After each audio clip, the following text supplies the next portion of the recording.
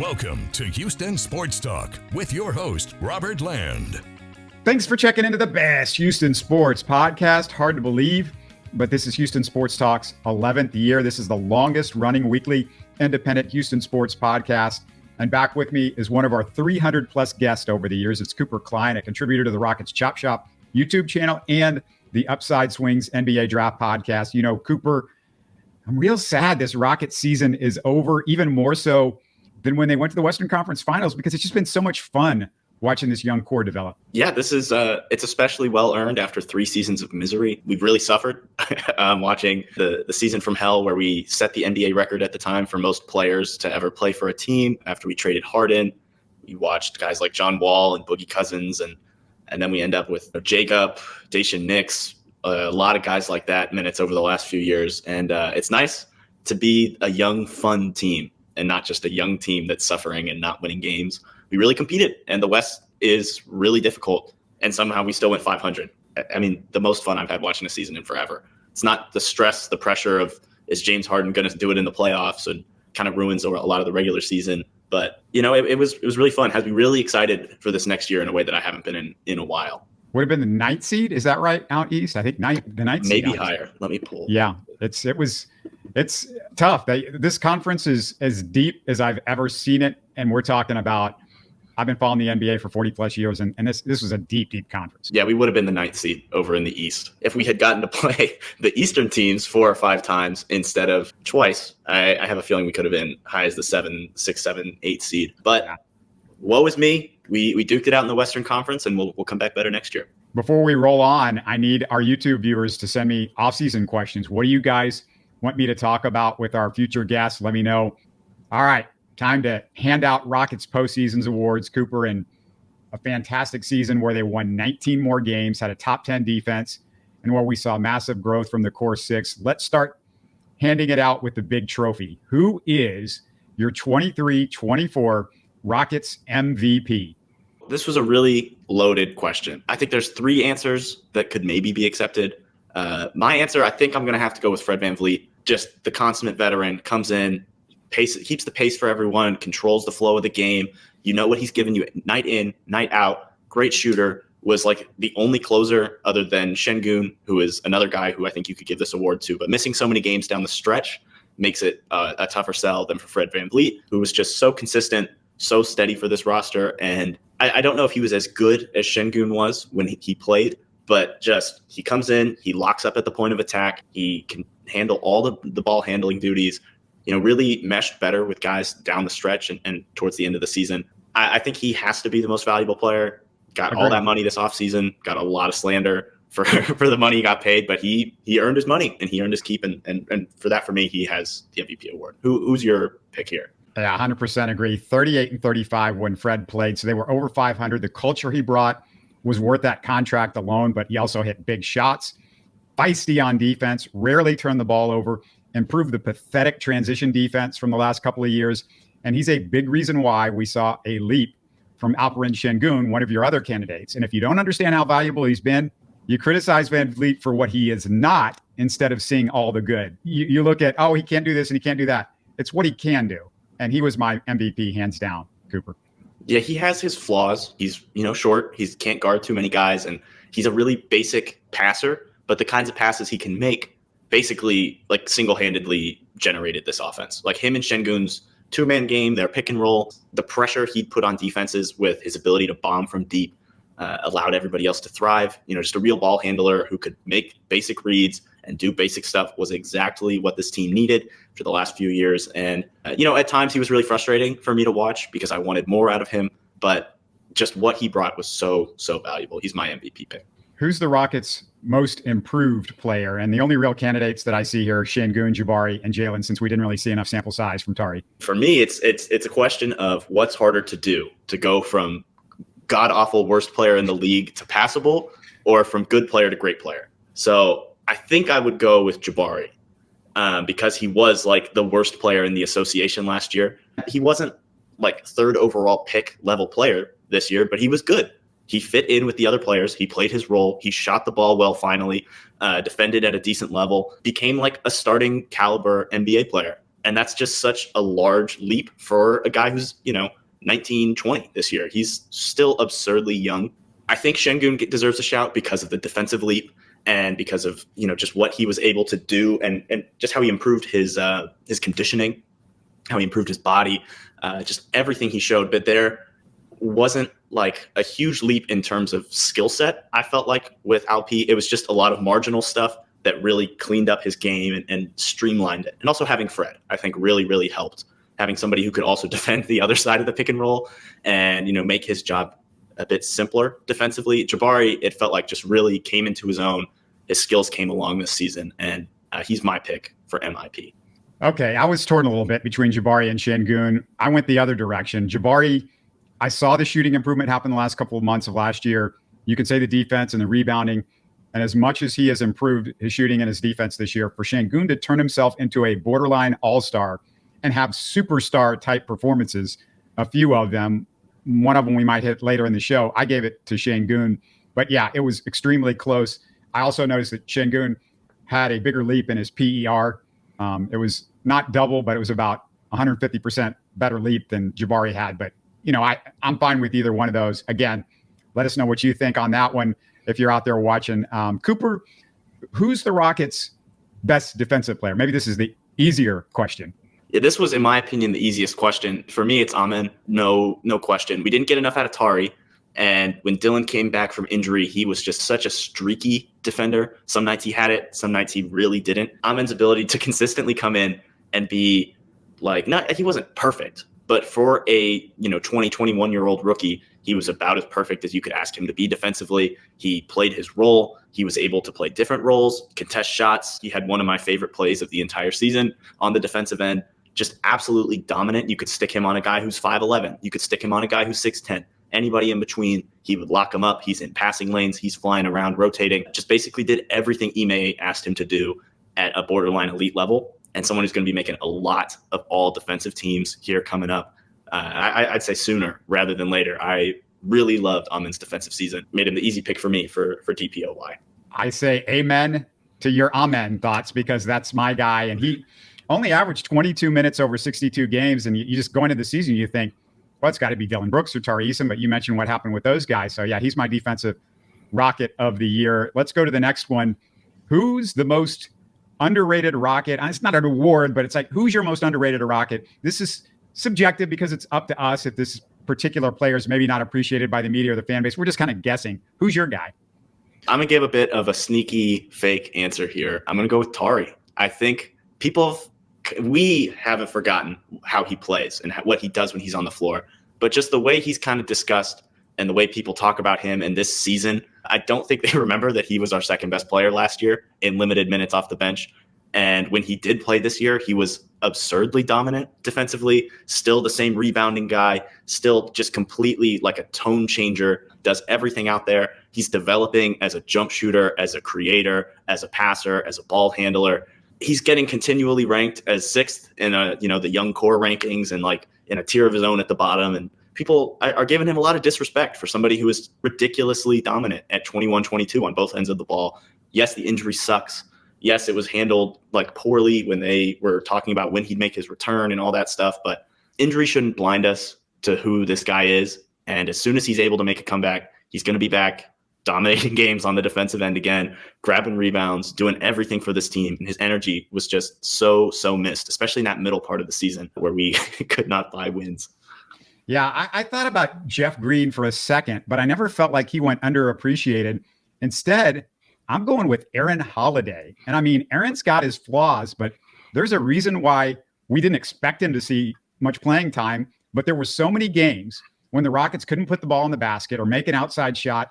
Holiday came to the rescue. He never knew how much or if he was going to play, but he was always ready, always high energy. He's my most underrated Rocket. So a little bit off the board. Again, let's hear from you guys out there. I want to know what you guys think. But Cooper, I didn't think long about this next award. Let's see if we agree. What's your most memorable Rocket performance this year? And this could be individual performance or a group performance. It's up for interpretation. There was a collective set of performances that I love, just us dominating the Nuggets in the beginning of the season. That's when I knew we were really in for a special year, really set my expectations after how bad the first few games of the year were. The Amen block to seal that Utah win. He had an incredible game. The game Amen played against the Charlotte Hornets, where he bodied Brandon Miller, was another great one. Just absolutely, that was a personal victory for me as an Amen believer. I really also enjoyed us beating the brakes off of the Kings twice at the beginning of the year. But the real performance that I think settled it for me was the Fred VanVleet late game heroics against the Pelicans with the game winner and all the free throws just down in the, I think it was an in-season tournament game.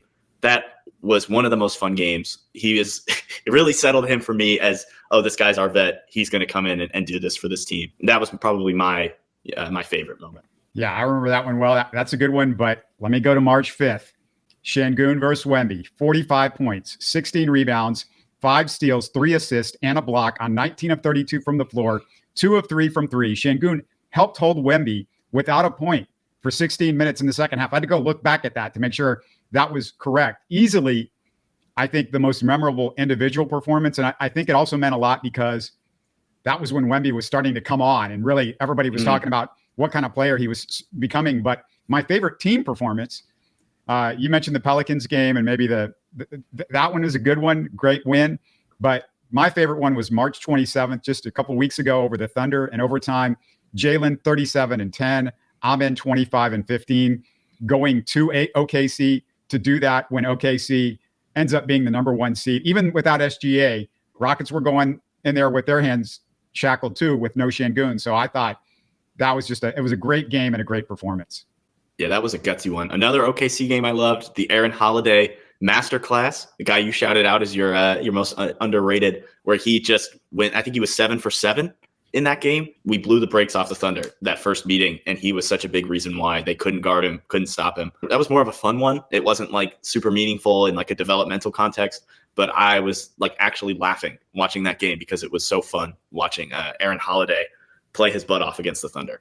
The last thing I had is not necessarily an award, but Cooper, what's the most disappointing thing from the season? Whatever it is. Luckily, there's not much to be disappointed about. So that's the good news. Yeah, so it's one of two things.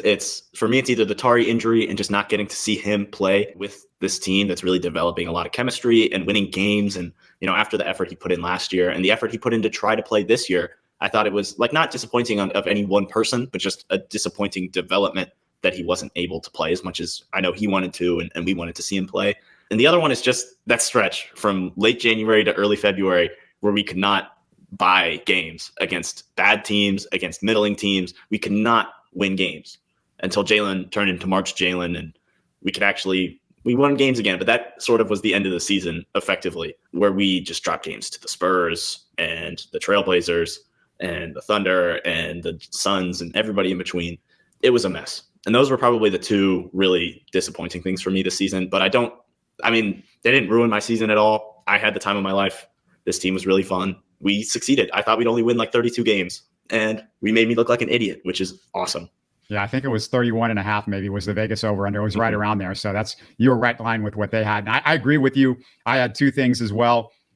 One of them was yours, Tari's injury, but the other one, and I would love to hear what you think about this, but this was a disappointment for me. I still don't feel like I can trust what I see from Jalen Green. He took that mega high in March, but his last few games of the season scared me. He went back to being, just not locked in defensively, not making shots, disappearing out on the court too much. It's just why I don't trust Jalen. When the shots go in, every part of his game improves, including the defense, but just too many games that he's a no-show. And Cooper, you can see the nights, you can see it, the way his body language is when he just kind of loses interest out there.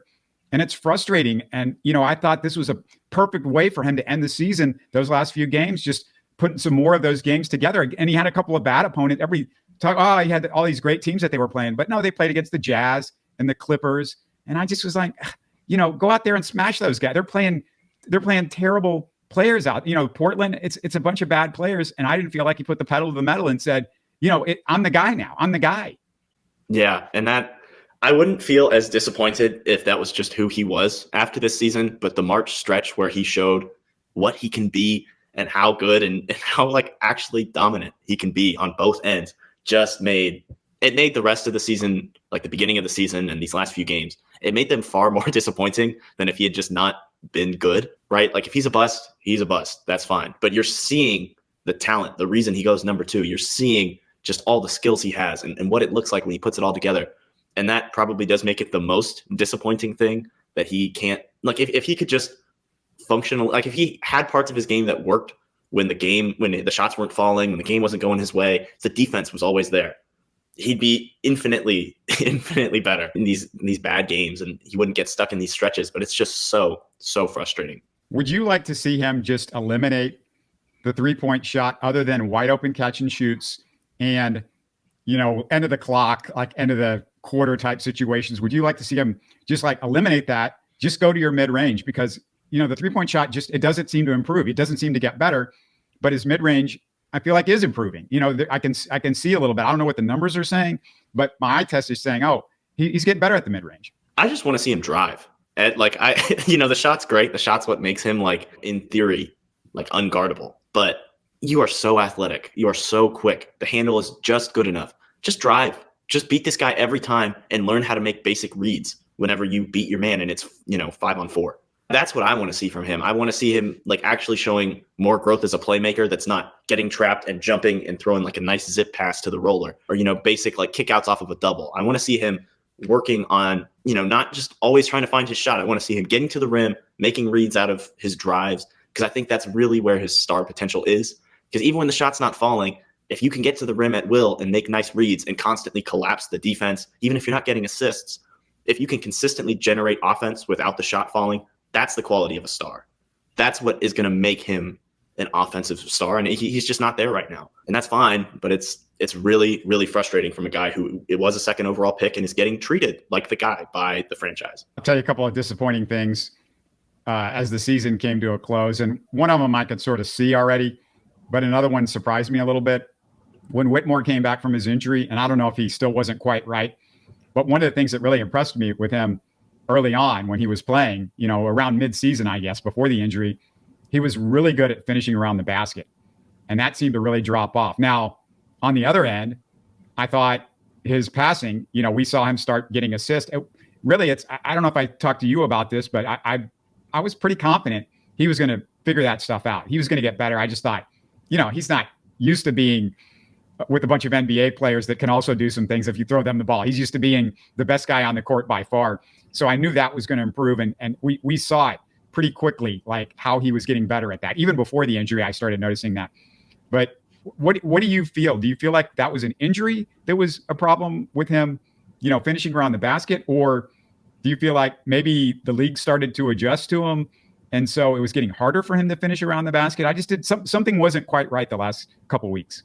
I think it was injury, if I had to guess, just because he's so physically dominant. That's a reason. That's like the big reason why he's such a good finisher. He has good enough touch, but he's also so powerful, as a driver. And that's where most of his finishing comes from. Losing some of that power and not being able to fully just truck guys and then drop in a little layup to the same degree. And losing some of that, his elite burst because he's just out with injury. And that's going to take time to come back. Hopefully he can just stay healthy this summer. And, no ticky-tack injuries that'll keep him out, continue the passing development, continue to, work on being a driver and a part of a team concept and not just like, I am the offense type of thing. But I do think it was injury. I don't think it was like him coming back down to earth or him being solved because he was out for so long. He's not really like the guy you're scouting on this team. Yes, he's like dangerous, but Cam Whitmore isn't good enough to be on like high up on the scouting reports. And it's not really possible to solve, this guy is a human moving truck. Right. Yeah. And the thing is, you have 3 players on the Rockets that I just want them to add a floater to their game to make them a little bit better, not a little bit better, a lot better around the basket, because they all can get there. Amen, Jalen, Cam can all get to the basket. None of them have just an easy 5-foot floater. Like this should not be difficult for guys that play basketball their whole life to add something. I mean, I know it's maybe easier when you're watching it on television than it looks, but still, I mean, like those guys need to get better at that part of their game, because you just can't always go up there and try to smash it against 7-footers that are great NBA shot blockers and great athletes. And sometimes you're going up against more than one of them. That's something that I want them to add. The other thing I wanted to ask you about or want to talk about was that, I'm still very concerned about Amen. And we talk about his ball handling a lot. and I can't remember if I've talked to you about this before, but I just wonder how good his ball handling can get when he doesn't have good hands to begin with. How many times I've seen him, take a bounce pass or a pass in the lane or something like that, and he just fumbles the ball. Like, he just doesn't have good hands. And I've watched the NFL for years, and not many guys that have bad hands that are wide receivers get better at it over time. Usually, if you got a rep for having bad hands, that doesn't change. Your hands don't get better. Do you think there is any hope with Amen for his hands to get better, not just his handle to get better? I have some hope because it's like, for me, that's the main thing for him to develop. It's like the only thing he should be focusing on, because we found ways to get around the shot, and that's really the only other flaw he has in this game.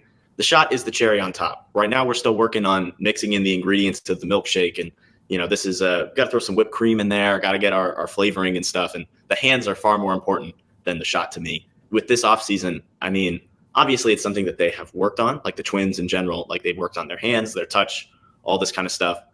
But this is going to be their first full NBA offseason of just development. And I think I would like to hope that it will be a marginal improvement, just because it's all he has to work on at this point, unless they're going to spend all offseason with him on the shooting. Is it fair? Is it fair to say that, when he loses the handle on the ball, it's not because his handle is too loose? I just feel like sometimes the ball hits him in like I said, he doesn't have good hands. He doesn't. They're just stiff. It's not like a looseness thing. It's that his hands are like too stiff on the ball. I can't remember who it was.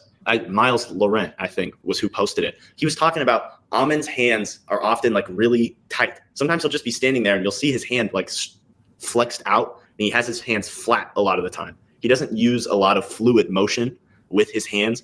And I'm not an expert. I don't fully remember what the thread said, but I read through it and I thought it was really interesting. It really also played out at the beginning of the year, where you could tell he just looked so tense out there. Every single second he's playing, he doesn't have that same fluidity. And the fluidity came in the rest of his game as he played the rest of the year and got confident. And hopefully that'll come, with the handle. But just his hands are so tense and set at all times. It's hard to be an elite or even a good ball handler with tense hands, like pushing on the ball like that. It's a lot about fluidity and control and stuff like that. And he just doesn't have that at the moment. Yeah. And he can't use his speed as a weapon if you can't dribble the ball, feel comfortable doing that. That's the problem. It's tough. I think that's something you can work on, especially with some of the best biomechanics people in the world. Overtime Elite had a great development staff, and I think that they did good work with the Twins. But I don't know if they have this in basketball. I think they have this in basketball. Yeah, they've got this. But like J.J. Watt, after practice, he would go right next to the speed gun and have him fire footballs and try to, that's what he would do. Like for 30 minutes or an hour. I used to watch him do that. That's what I feel like Amen needs to do, is like, hey, he needs basketballs fired at his hands, and maybe, and have somebody have 2 or 3 different one of those things shooting at him from different angles. So, he can get used to the receiver drills at the combine where it's like boom, boom, boom, picking them. Yeah. I think also just getting more reps as a roller, where he's like catching bounce passes, like hard NBA level bounce passes, because that is like, he's not really used to playing in the role. And I think that part of that is that it's a different kind of catch to catch a bounce pass flying in the lane down your way than it is. And this is just anecdotal, but I feel like he is much better at catching passes that are coming above or into his chest and body than coming on the bounce or from below. And that's when he seems to really struggle to me. But I don't have the data to back that up. That's just me guessing. But just like getting reps in his, the role that they've kind of found for him as a short roller and a screener and all this kind of stuff. I think he just needs to be getting reps on reps on reps, live ball reps, off ball reps. And I hope that they just spend all summer drilling. Also, I am even more sure than I think the last time we talked about who the starters should be next year, if it's the same group coming back. Look, I mean, I don't know which Jabari is going to show up from night to night. I don't know which Dylan Brooks is going to show up from night to night. Sometimes they're locked in, sometimes they're not. Amen and Tari, you never question. They come out, they're ready to go. And one of the things the Rockets do that annoys me and has annoyed me a lot this year is they don't come out the first quarter ready to go. And I'm like, if you got Amen and Tari out there, you don't have ready. That question. Yep. And so, yeah, that's, to me, that it's a gimme. Like, those guys are starting for me next year.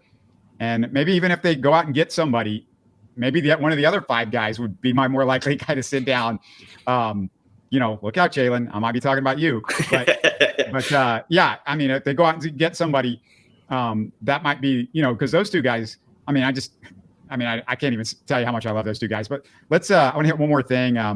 Last week I posted a tribute to Hakeem Olajuwon. I noticed that maybe a tenth of the people who watch my regular Rockets conversations actually watch the Hakeem tribute. And I was kind of amazed because I assume if you love the Rockets, you kind of like Hakeem too. You might want to see a tribute on him. But for those who didn't see it, we played several stories, Cooper, from Hakeem's teammates we've interviewed over the years, along with a couple of the media people who covered him. I want to get your thoughts about Hakeem in a second. But just to give you a sample, here's Chucky Brown, who played with Dream on the 95 championship team. I talked to him just a few years ago about that. Describe what it's like to play with Hakeem Olajuwon. When you tell your grandkids, what are you going to tell them about playing with Dream? How easy it was, because, you could get beat on defense, and Dream was there to help you, and we knew that, as long as we helped him, he would continue to help us. So once you got beat, you knew he was coming, so you knew to get to his man so that, his man wouldn't get an easy dunk or layup, because then he'd be upset, and then, a big guy would be hesitant to come and help him. If nobody's going to help him, why should I, risk helping you? So I think that was a good thing about that team, that we helped each other. But, playing with Dream, he just made things so much easier. And my field goal percentage was probably the best of my career while I was playing with Houston, because Dream would get double teamed a lot, and I would just cut to the basket, and Dream would just drop the ball off, and I was getting layups and dunks. So, he just made it so easy. Everybody in Houston, we're all partial to Hakeem Olajuwon and his greatness, but it seems like in recent years here, there's been talk about you played against Shaquille O'Neal and even big men like David Robinson and now Tim Duncan with all his championships.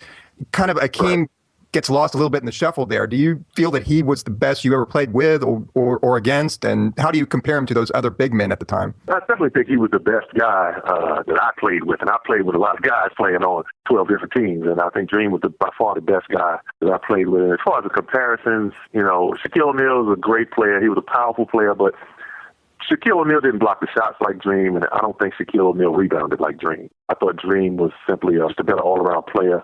Shaq was probably the more powerful, stronger guy, but as far as overall player, shot blocking, rebounding, passing, and all that kind of stuff, I think there's no comparison, with Dream as far as that goes. I think Dream is by far better. Yeah, Cooper, good stuff from Chucky Brown. And I know you're too young to remember Dream, but I'm curious, how much have you gone back and watched either games or highlights? So I went back a few years ago and watched the 80s teams, the Ralph Sampson, Hakeem era, because they had some of those games where they played the Lakers. I think it was the Western Conference Finals. The year they went to the finals, they played the Lakers. It was either that or the semis. And just his fluidity for his size, him and Ralph both, but Hakeem especially, just how strong he is and how fluid he was, just stands out to a ridiculous degree in an era where guys that big and agile just don't exist. My family is like my mom grew up here. She watched Hakeem. All my uncles and aunts did too. Huge Hakeem fans. I've been hearing about him and seeing clips since I was, as far back as I can remember.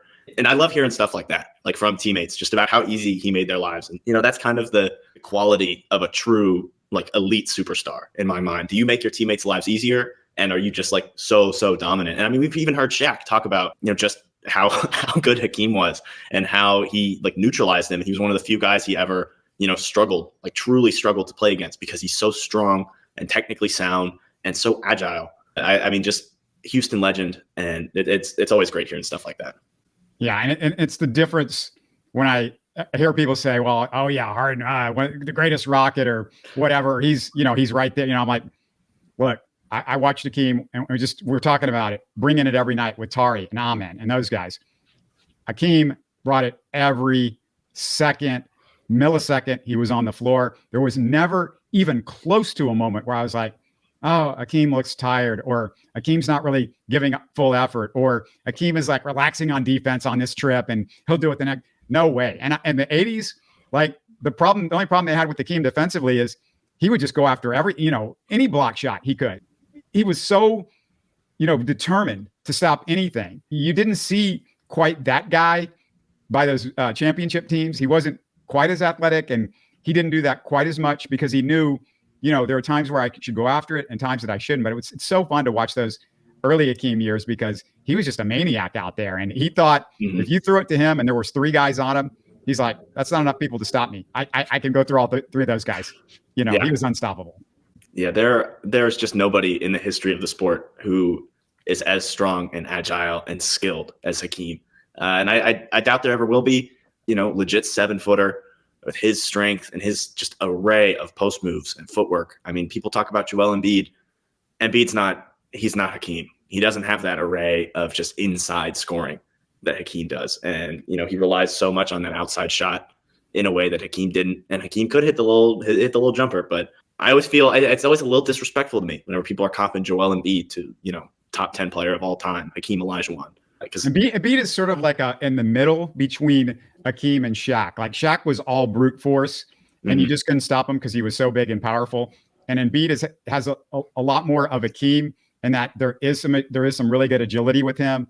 And he came up in an era where you worked on your 3-point shot. Hakeem, obviously, at that point, nobody thought that was worth anything. But if Hakeem was around today, he would have figured that out too. I know he would have, because he had great touch. He was a really good free throw shooter, especially by the time the championship years rolled around. But he was good at that, so he would have been able to get an outside shot. But the thing about with Embiid, there are stuff that he's bigger. He's probably 3 inches bigger, maybe 4 inches bigger than Hakeem, so he could just shoot over guys. Hakeem was having to use some of that real agility to get around guys and do that sort of stuff. And the dream shake was about as unstoppable as it gets. It's funny when I see them talking about Jabari, he's doing the dream shake, and I'm like, or even Şengün, because it's like, yeah, I mean, what they're doing is really impressive. But if you watch Hakeem Olajuwon do the dream shake, that guy was like a 6-foot guy in a 7-foot body, and it was so fluid. And I remember Bill Worrell used to call him, the Baryshnikov of the Rock, or the Baryshnikov of the NBA, because he was like a ballerina out there, and it was perfect. It was the perfect explanation of him.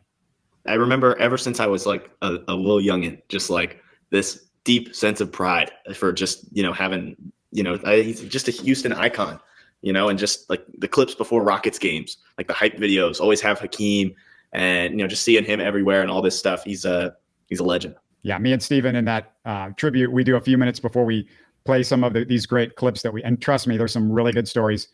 Go back and watch that. But, we talked about just what he meant to us personally. And, I talk about, he was such a part of my life, throughout, growing up and everything. So it's worth a listen. Speaking of worth a listen, a little segue, not bad, but you've got Upside Swings. You got a new show out, and maybe a couple by the time people hear this. Yeah, by the time this is dropped, our second episode of the 2024 draft cycle will be out. Rockets fans, we've lost some of the fervor about the draft that we've had the last few years. I doubt there will be the Rockets draft civil wars that we've had over this class that is not that inspiring. But if you want to get to know these guys and like really have a feel for guys like Alex Sarr and, Zachary Risacher and Ron Holland, Mattis Buzelis, if you haven't, really had the time to dig your teeth into some film, or you don't want to take that time because the basketball sucks, you can always give us a listen. We'll have hopefully around 30 to 40 guys done this year. We're starting a little later just because of, work and real life stuff, but we would love for you to come give us a listen. Let us know what you think. We're trying to hit all the guys that the Rockets could, in theory, take in this first round. And, in the not too distant future, you're going to come back and we're going to talk a little bit about that. But and you and I were talking beforehand, and it's good for people to know this, that there's still like maybe a 30% chance or so that the Rockets could get a top 4 pick between the Brooklyn pick and their own pick. If it gets into the top 4, then it's not Oklahoma City's, it's the Rockets. So you put those two percentages together, and it's, again, it's slim, but it gives them like another 7% chance or 8% chance that they could get into the top 4. Yeah. And that's a very real chance. That is, it's a statistically real chance. It's, this is just real life. Random things can happen. There is a world where we end up with 2 lottery picks. I doubt that's the real world, but it could happen. You never know. It's never a bad idea to be more educated about the draft and, just the people coming into the NBA and the guys who are, going to be the future of the league. Even if this class isn't going to be the superstars of tomorrow, this is going to be your role players of tomorrow. And you can never get in too early on that, in my humble opinion. Yeah, and they're probably going to trade Jalen for another first round. No, I'm just kidding. Blake Wesley and a mid first round pick. Bye, Jalen. Bye. I was trying to get everybody into a panic a little bit, but I'm looking forward to hearing more about this draft class. And I have tried not to focus on it quite as much as I have in the past because, I've had such a fun time. I'm like, I just want to focus on this group because I don't even know if they're going to keep this pick, but now I feel like there's a better and better chance that they will keep this pick after what we've seen this year. But always great to talk to you, and we got to do it again soon. But thanks for doing this. Yeah, of course. Thanks again for having me on. It's always a pleasure. You're listening to Houston Sports Talk. Hey, don't forget to support us by subscribing and commenting on YouTube. You can always listen to us on Spotify, Apple, or your favorite podcast app. Tell your friends about us and share our show links on social media. Spread the word, everybody. Thanks for listening.